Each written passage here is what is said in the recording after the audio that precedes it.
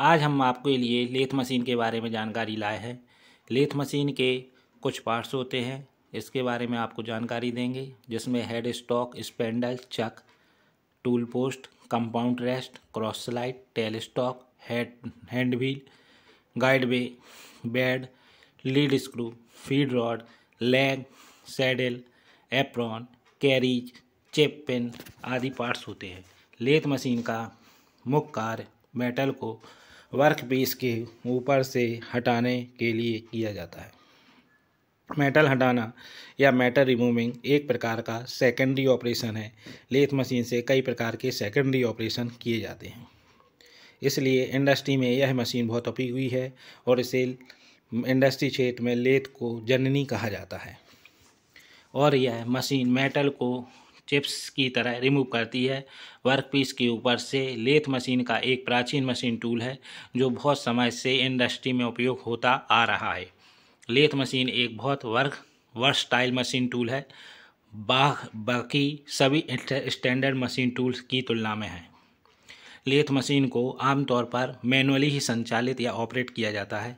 इसका जो बेड होता है, इसमें टेल स्टॉक होता है, कैरीज होती है, सैडल होता है, क्रॉस स्लाइड होता है, कंपाउंड रेस्ट होता है, टूल पोस्ट होता है, एप्रॉन होता है, लीड स्क्रू होता है, फीड रॉड होती है, चक होता है, मेन स्पेंडल, लेग आदि पार्ट्स होते हैं।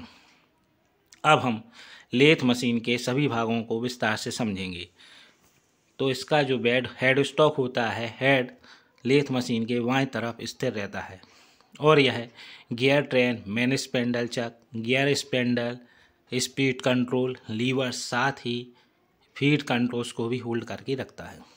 हेड स्टॉक पावर ट्रांसमिट करता है स्पेंडल से फीड रॉड और लीड स्क्रू और थ्रेड कटिंग मैकेनिज्म तक। हेड स्टॉक कास्ट आयरन का बना हुआ रहता है। ये परीक्षा की दृष्टि से पूछा जाने वाला आईएमपी क्वेश्चन है कि हेड स्टॉक किस मटेरियल का बना होता है लेथ मशीन का, तो वह कास्ट आयरन का बना होता है। बेड लेथ मशीन का बेस होता है, यह सिंगल पीस कास्ट आयरन का बना रहता है। लेथ मशीन के सभी पार्ट्स बोल्टेड रहते हैं। बेड बार गाइड वे बेड पर लगा हुआ रहता है और जैसे ही कि इसके नाम पर जाया जाए तो यह टेल स्टॉक और कैरीज को गाइड करता है। तो टेल स्टॉक और कैरीज को कौन गाइड करता है लेथ मशीन का? बेड। ये भी क्वेश्चन में पूछा जाता है। टेल स्टॉक लेथ मशीन के दाहिनी तरफ स्थिर होता है। टेल स्टॉक का उपयोग वर्कपीस को सपोर्ट करने के लिए किया जाता है और यह वर्कपीस के एक छोर से सपोर्ट करता है, मतलब दाएं छोर पर होता है। कैरीज हेड स्टॉक और टेल स्टॉक के बीच में रहता है।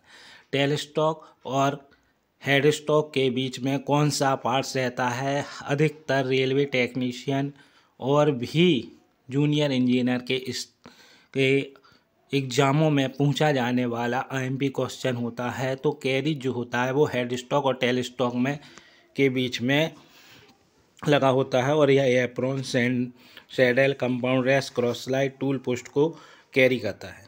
सैडल कैरीज का एक पार्ट होता है और वह बेड के किनारों स्लाइड करता है। यह क्रॉस स्लाइड, कंपाउंड टेस्ट और टूल को भी सपोर्ट करता है।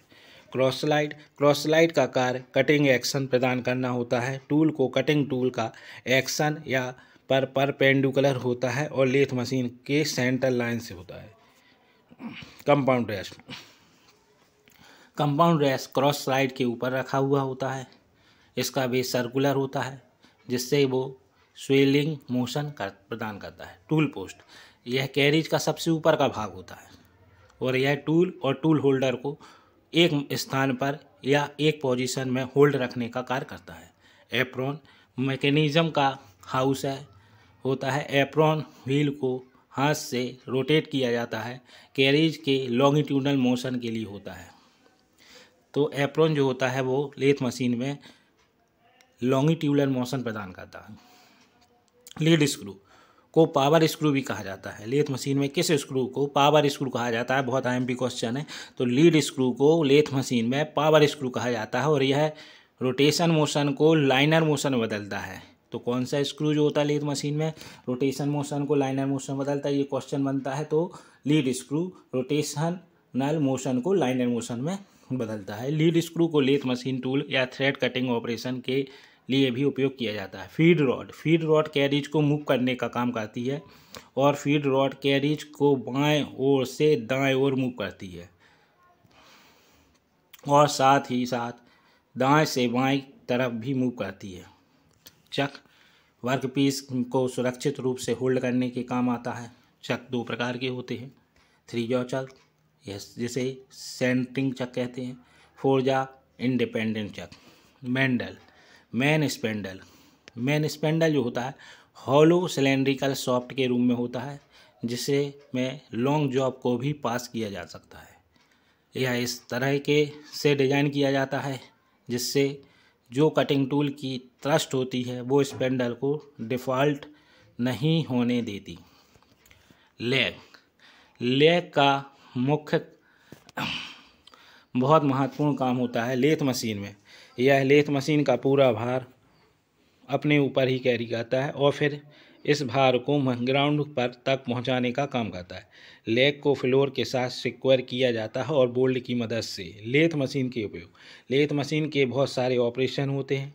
जो आपको मेन ऑपरेशन है वो हम बता रहे हैं। फेसिंग करना, टर्निंग करना, काउंटर टर्निंग करना, फर्म टर्निंग करना, टेपर टर्निंग करना, चैम्फरिंग करना, कट ऑफ पार्टिंग करना, बोरिंग करना, थ्रेडिंग करना, नर्लिंग करना आदि ऑपरेशन होते हैं। लेथ मशीन को कई जगह टर्निंग मशीन भी बोला जाता है। बेड या लेथ मशीन का मेन बॉडी पार्ट्स होता है। जब स्पेंडल घूमता है तो साथ में चक भी घूमता है। हेड स्टॉक यह लेथ मशीन का मेन बॉडी पार्ट्स होता है। लीड स्क्रू यह बेड्स के नीचे होता है।